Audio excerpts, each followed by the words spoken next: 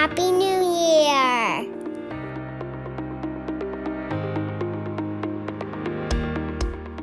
Hello everyone! Just like last month, I am determined to bring you a little positivity with a sit down with an entrepreneur who not only runs their own business, but also is doing their best to play a positive role in their communities. This month, I had an in-depth and informative conversation with Barbara Walton, owner and real estate broker of Walton Realty Group, and newly elected president of the Schenectady Jewish Community Center. It is so important that you trust your real estate agent and broker. After all, they are assisting you with one of the biggest purchases of your life. Barbara exemplifies that notion by establishing long-term relationships with her clients, focusing on communication, and by keeping her fingers on the pulse of the community. Not only is she someone that I work with, as she also believes in our message here at Cut the Fiscal Fat, and she's my sole sponsor, she is someone I can trust. First question I have, how did you get your start in real estate? In 1987, my husband and I moved up here with our son and daughter. They were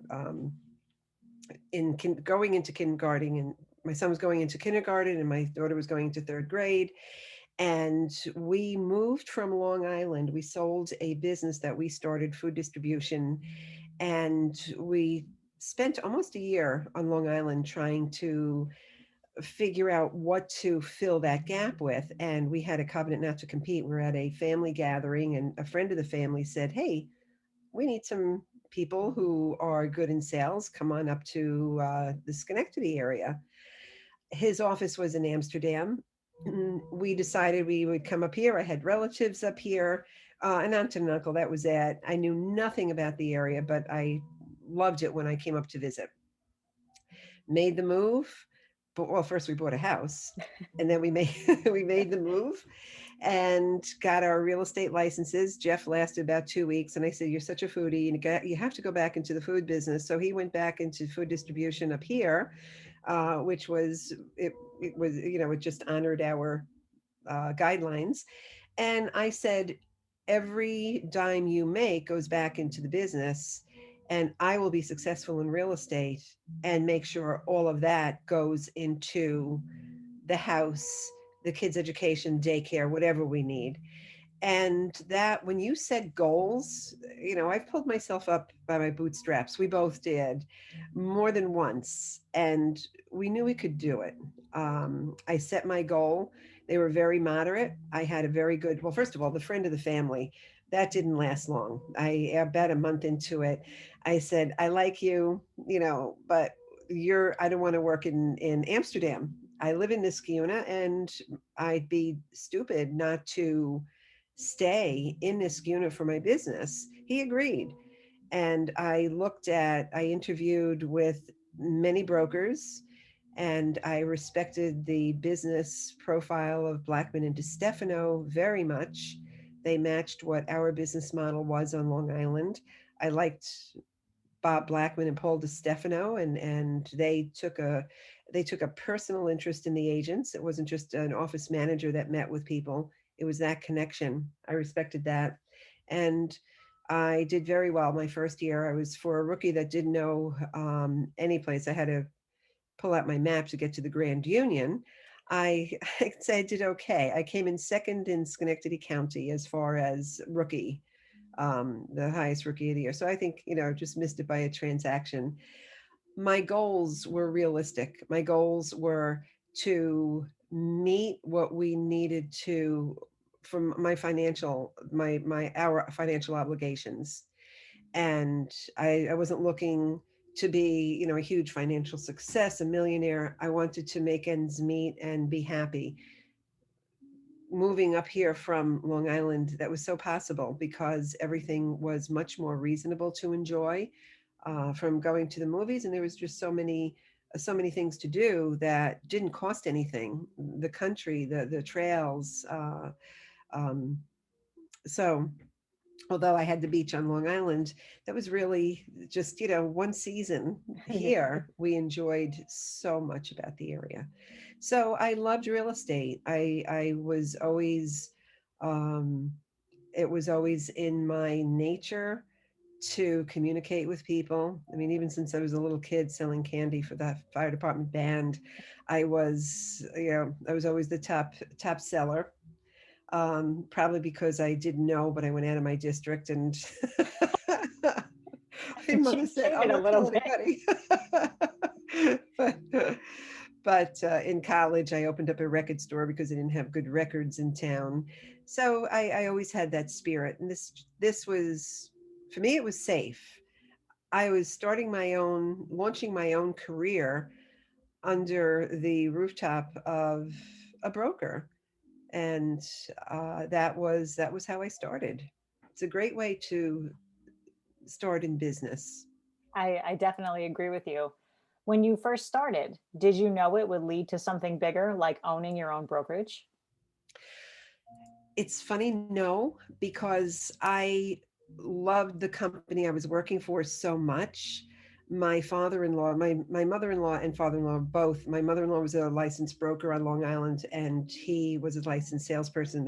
And he worked for her, but I I just always adored their business model. They treated their agents well, and my father-in-law would say to me, you'll start your own brokerage one day. I said, I don't need to. I don't want to compete with these guys. It's Yeah. a great company. He said, you wait and see. And it took a while, but it did happen. Walton Realty was not my first independent brokerage. I was principal broker with another broker. We were partners for 15 years. And in 2014, I decided in 2013 that we were really going our separate ways, and it was the best decision for both of us to move forward on our own path.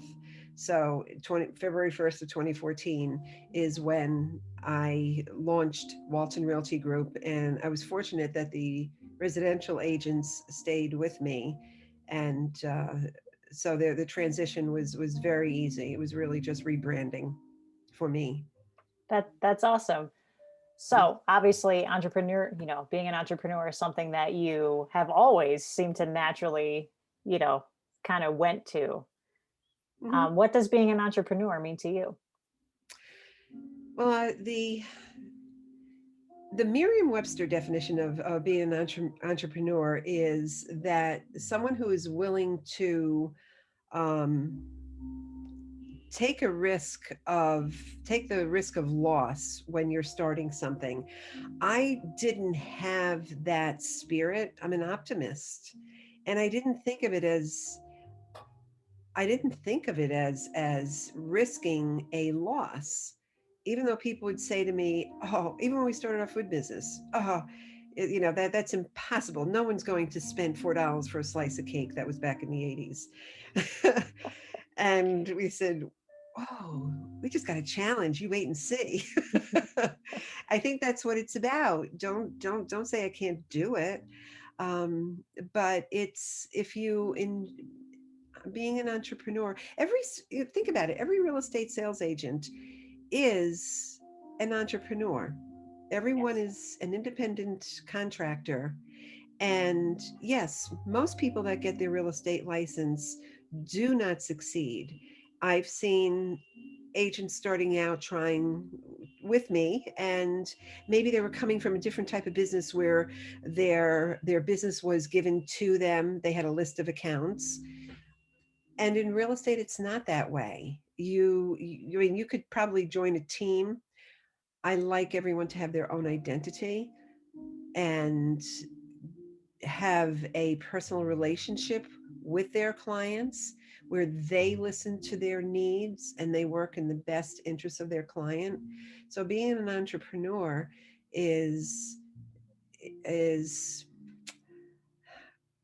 yeah, probably the definition is taking a risk. And if I just really think about it, it is. But when I know that there is a risk, I know that that's the key to work harder, and or maybe not work harder, but work more seriously and focus in on what you need to do. For example, the start of the pandemic, we all were shut down, but there was no way I could give up earning a living.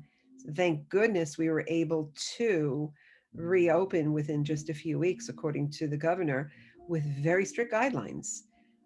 If I didn't look at the risk then, it was just, well, I have a job to do. So figure out how we have to get it done. That's a very positive mindset to have. So, on your website, waltonrealtygroup.com, your website indicates independent for a reason and communication is key. Can you Yes. explain what those mean and why they are so important to you and your business? I'll start with communication is key. That is one of the most important things in any business.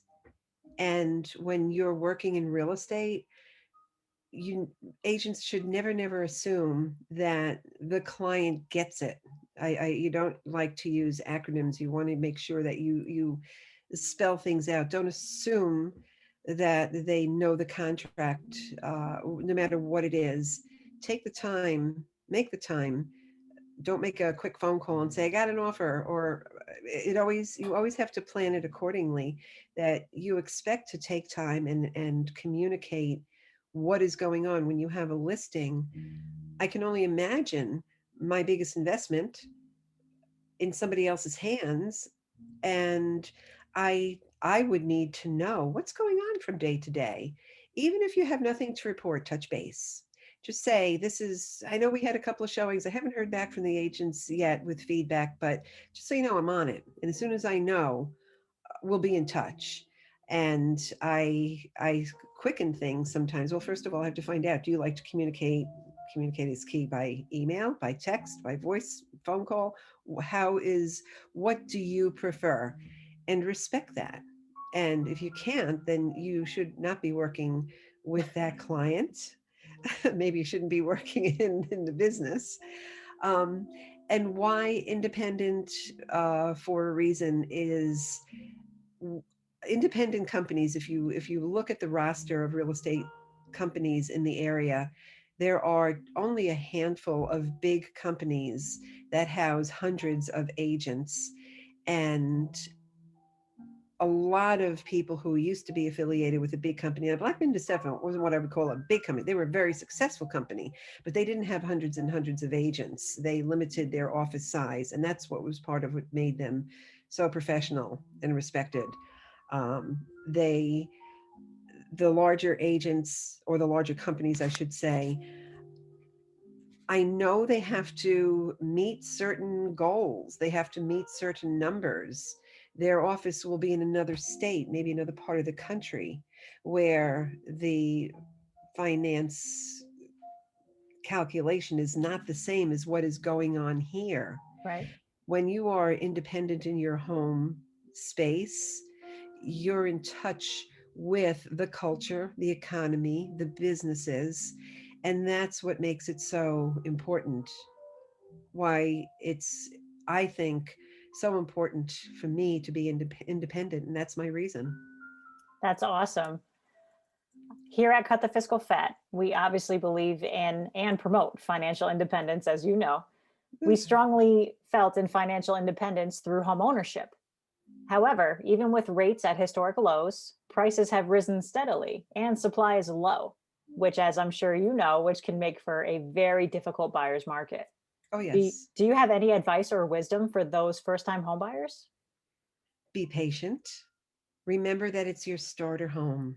And if you think of the first time home buyers, if they change that to starter home, that's a path to homeowner success in the future, whether it is being able to buy fiscally responsible and remember that you have a family, you have a life, you have other responsibilities, you have to plan for the unexpected.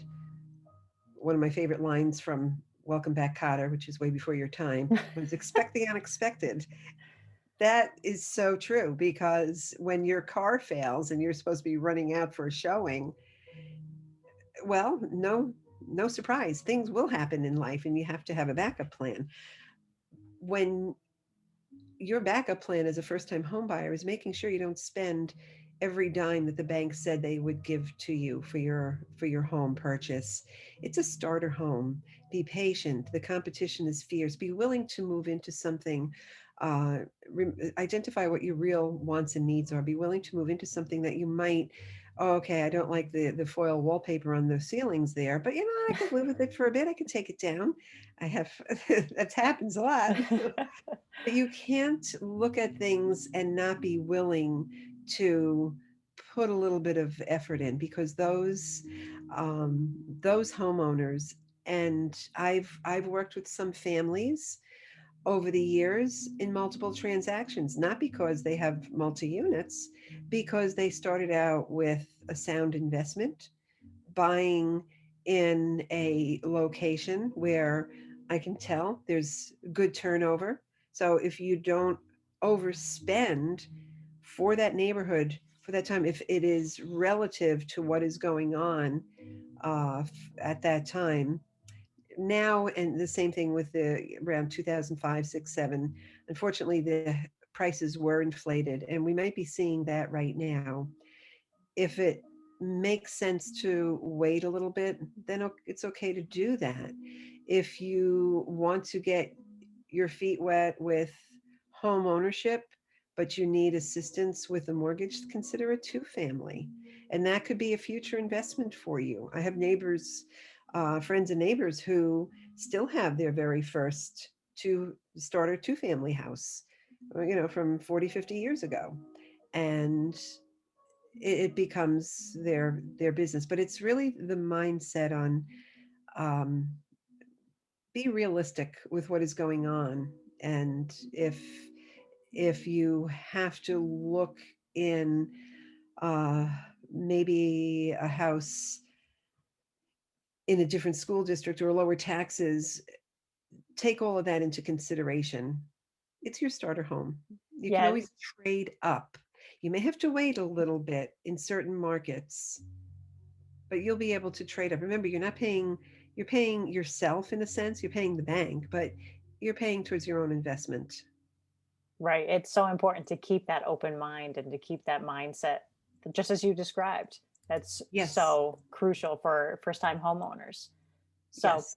purchasing a home is probably the most expensive purchase made in most people's lives. Their financial preparedness can lead to an easier approval process and a cheaper loan product. When did you learn the importance of financial literacy? And how do you address it with your newest clients? I think I was, um, when I was younger, I didn't really think of the financial aspect of everything. I mean, I should be ashamed to say that, but I was adventurous. Like I said, when I was in college in West Virginia, there was no good record store within my biking distance. So I sold my bike and opened up a store. Rent was only $35 a month. So Well, good for you. different locations. So Yes. part of that money went to inventory. And then when I left, I just sold what I had invested there. But it was a distraction. I got a place to do my homework. I had fun. It was, so financial literacy. I I wish I knew later in life. There are a couple of things that I did learn later, and how old was I don't, I really can't say, because it came in dribs and drabs. Right. Observing friends who were my peers, my contemporaries, owning a house sooner than I did. And I'm thinking, how'd they get there? How'd they get that pretty diamond necklace? And I was about a savings account where other people were leveraging what they had. And soon I learned that it's really not about how much money you have, but how you manage the money that you do have. And so it came in dribs and drabs for me. I think what you're doing is so remarkable. And we didn't have anything like that when I was growing up. I mean, my father was furious when I wrote a check for an apple when I went off to college. So that was my first lesson in banking. You need some money in your pocket. Yeah. And so it came in pieces. But my parents were very, very responsible. So I think I had a good example. It was one day a month where my father sat down and paid the bills. And it was a process. It was a very organized process. And Did you, I'm sorry to interrupt, did you guys get to participate? Like, were you sitting down with him while he did this? You know something? Yes. And I That's think so, by osmosis, I did learn a little bit. I didn't get the numbers. I didn't, right. I saw Fully him going. understand. Yeah. I mean, we have to realize that when I was a little girl, Diners Club was the first credit card that came out. Mhm. And that was a big thing for my father, for my parents. Actually, it was my father because they would only give credit cards to Mr. and Mrs. Mrs. couldn't get a credit card on their own. Oh, And yeah, I would yeah, never have known that. I know that was in the 60s. And so my parents had Diners Club. So of course he would get the statements in and he would read everything. So I was responsible in that sense. I knew that where I referenced earlier, I had a savings account when I worked in league for law offices, was not a paralegal, but I did the work of a paralegal at that time. And I was very, very careful with my paycheck. I knew it was going into my savings account, what was going into checking account to cover my expenses. That was from a good example set by my parents. And if there was ever a question, and there were, my father was on the phone with somebody and just saying this you didn't credit me, you double charged me, whatever it might be. It was very, very different. People talk to people back then about things. Yes. That was the first option. um, how do I'm sorry, you and how do I How do you convey? address it with your newest clients? Yeah, like about how the process can be so much Yes, easier if you're financially prepared and have all your ducks in a row prior that's to getting your yep, approval. absolutely. That's the very, very first question.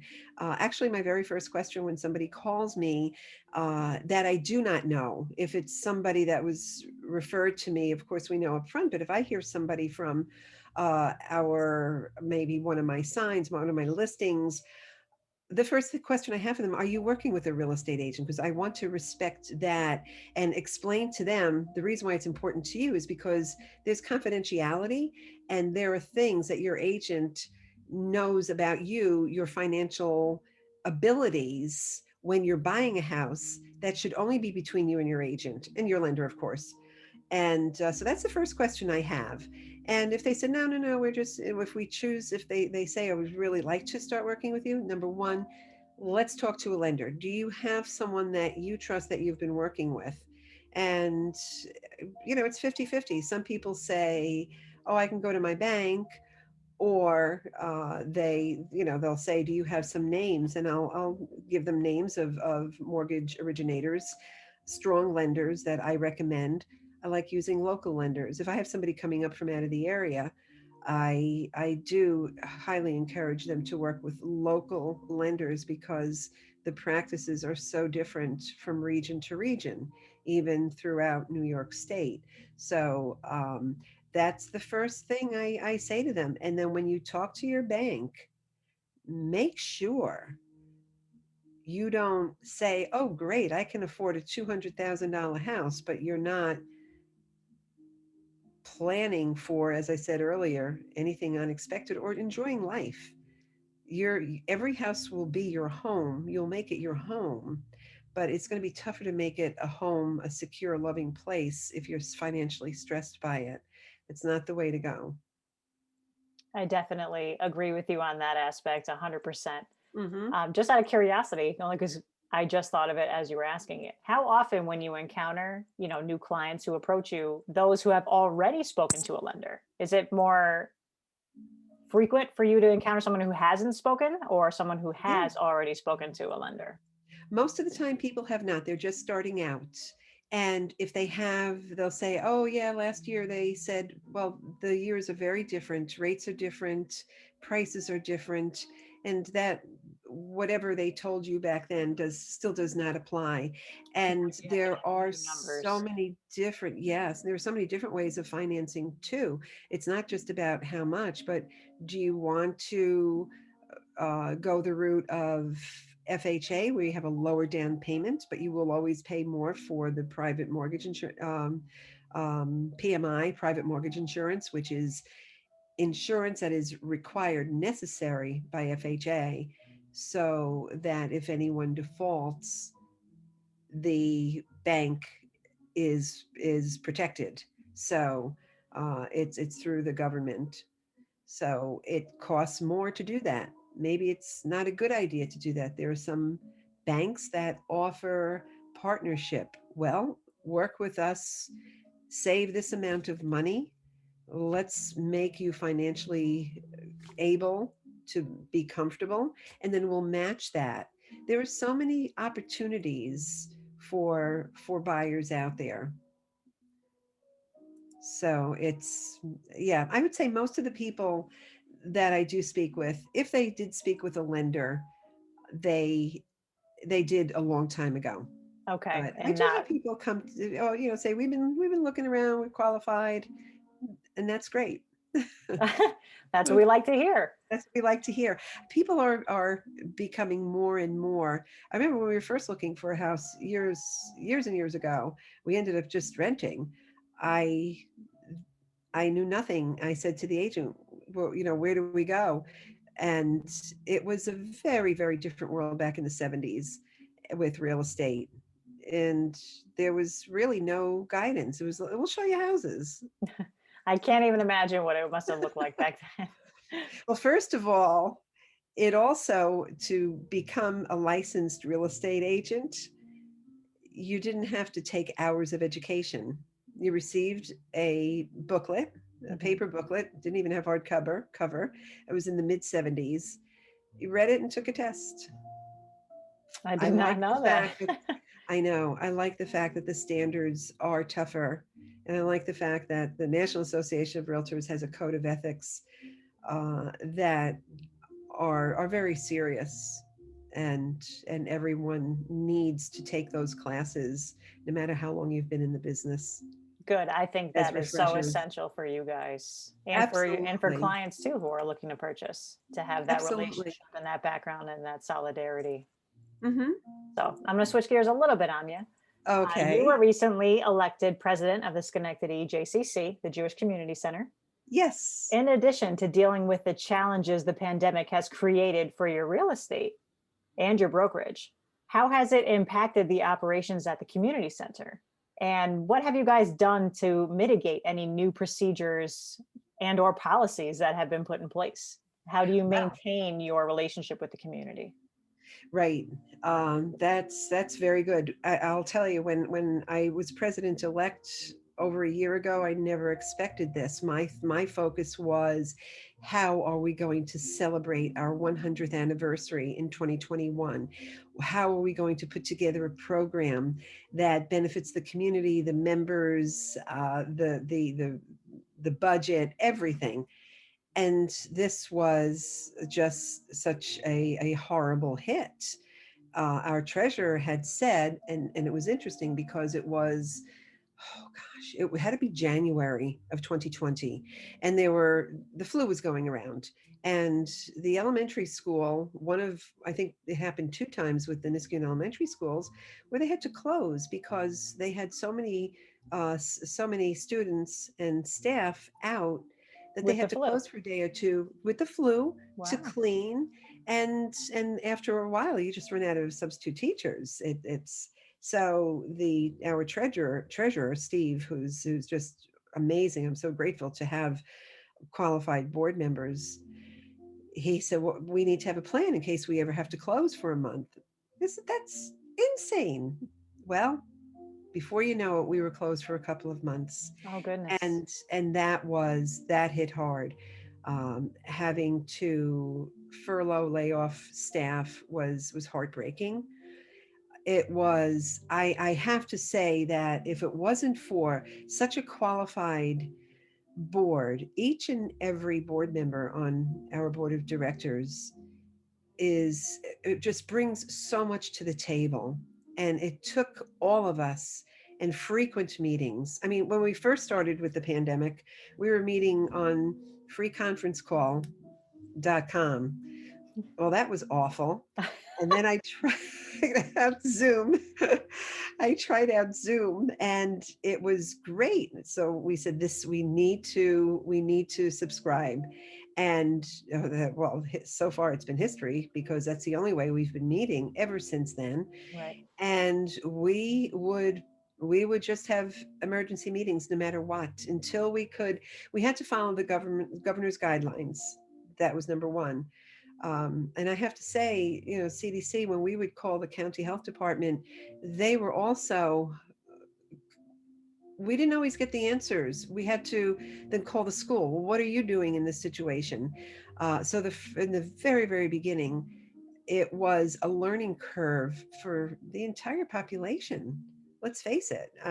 Even when I look back at December and January, when the numbers went up again, and we were not locked down the way we were in March and April. So even the governor's office learned how to manage the crisis, trying not to hurt people so much in their business. And I have to say, yes, the JCC, we also hired a new CEO. He came up from the city, from Brooklyn area. He is a shared CEO. We collaborate with Albany JCC, and he's brilliant. He's so helpful in guiding us and looking for resources. Not only that, Andy Katz, who's the campus director, he's so energetic, and he has such a passion for what he does, his position at the J, that it takes everybody working together to be able to get to the next step. And the staff is so remarkable. We have the staff of childcare, the staff of the maintenance. We save money by being able to handle things on ourselves, because we have someone who is so great with being able to make things sanitary. Everybody's heads just started, let's look into this. Let's figure out, what are we going to do? Let's put protective coverings over every handle that you touch. Let's just change the water fountains to touchless. It was, and they're only fulfilling bottles now. So there was just so much. Being able to buy a sanitizing machine, because after doing the research, yes, we could have a company come in and do sanitizing when it was needed, but that was so expensive. We went the route of the state, where they have their own machines in buildings, because it's the only way you can afford to do it, really. How have you guys been able to maintain your relationship with the community? I know you guys had to restrict, but have you been able to recently let people back in? And how Oh, yes. have things changed for you guys with your involvement with the community? Again, it's communication. That is so important. Communication is key. We make sure that if there was a risk of someone who risk of exposure, that is given, that information is provided in the weekly update, the weekly newsletter that Andy sends out 3 times a month, and David Posner, the CEO, sends out once a month. We keep up with what's going on and keeping people in tune. For a little while, I was still going through the learning curve on how to do everything. Before you know it, I was taking all of my training virtual. Okay, in the summertime, we had boot camp outside, we had exercise classes outside. It was fine. We could do it. Then it started getting a little colder.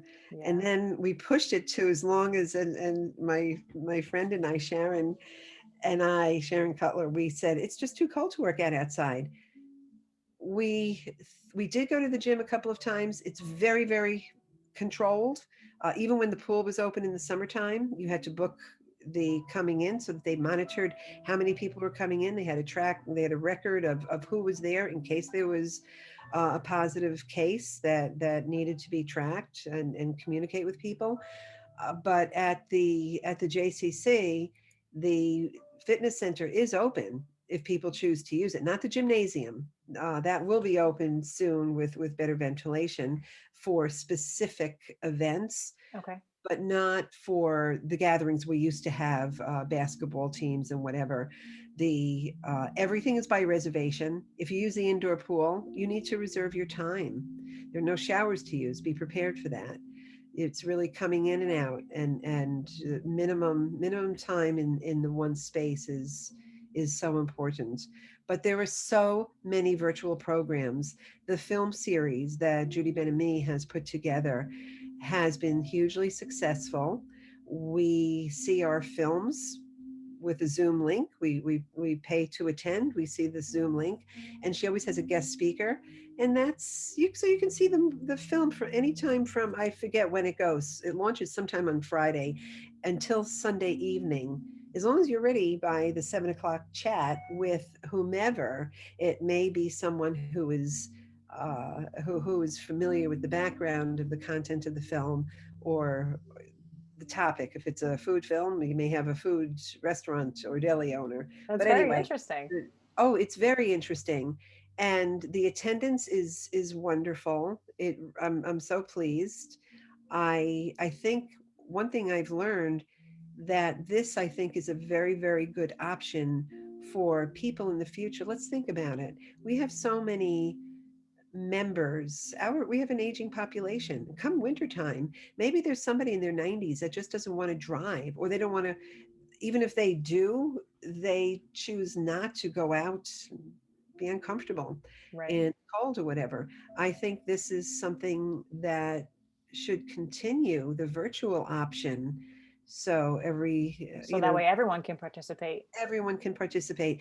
In fact, I did. My husband and I are supporters of the Albany Symphony Orchestra, and last night they had their concert, Brahms concert, and um, they have a chat afterwards as well. And mine was one of the last questions that David Miller read, David Allen Miller, the conductor, and it was, when we're back in person, will you still offer the virtual option for people who cannot make it? Because there are so many people that do not go out because they don't have the transportation. But if they can support an organization and be able to see it like this, first of all, they do an outstanding job with the sound and visual. It's pretty amazing.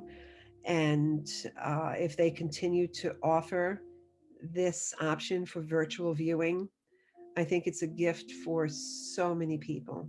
I mean, you may have people, so many segments of the population could use that benefit. I could not agree more. I could not agree more. All right. Well, that's it for me. So hopefully nice and quick and painless. Thank you. It was very, very enjoyable. Thank you very much. I enjoyed it. Thank you. Before we conclude, do you have any questions for me, or? I just have to say, no questions, but I compliment you for what you're doing. It is something you may have heard of Bill Danko, William Danko. He's co-author of a book, The Millionaire Next Door. Next Door, yes. Right. And back in the 90s, that book was a bestseller on the New York Times bestseller list for first, I don't even know how long it was. But your objective is very similar to his. It's easier than you think. It doesn't have to be confusing. You don't have to be an accountant. And these are the simple ways of being fiscally responsible in your life and comfortable and prepared for everything that life could possibly hand you. Right. That's right. And I know that book was used for by high school teachers, and what you are doing is so wonderful. And I hope you have more and more people paying attention, because I and your delivery is just great. Thank you. Because you're relatable. Thank you so much, Barbara. Seriously, it means the world to me. Well, I appreciate you wanting to interview me and learn more about my company. And it was interesting. There's a lot of things in there I would never have known, that you owned your own record store and that you've kind of always had that entrepreneurial spirit. Right. Yes. It's very interesting to be able to learn all the new things about you. It frustrated my father to some degree when he said, I'm getting in this, but don't sell it. I would like to thank Barbara again for taking time out of her busy schedule to meet with me. If you are interested in buying or selling a home, please reach out to Barbara. And be sure to tell her that Megan at Cut the Fiscal Fat sent you. Thank you for watching. Be safe, be smart, and go audit yourself.